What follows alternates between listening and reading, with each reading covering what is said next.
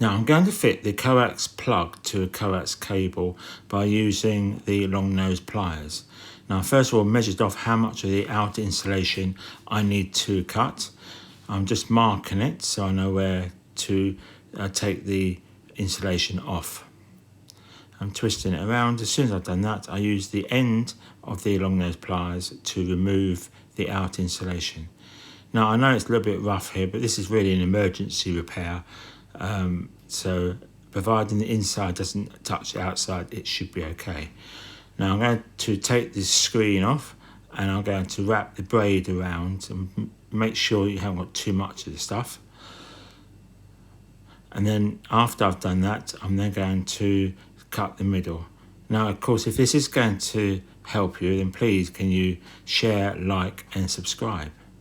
So I've cut out the inner insulation to expose the copper core.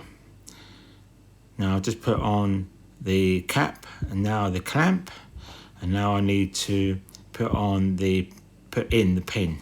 I'm cutting the copper core to the right length and then screw up nice and tight, and there you have it. So thank you for watching. If you could, please share, like and subscribe.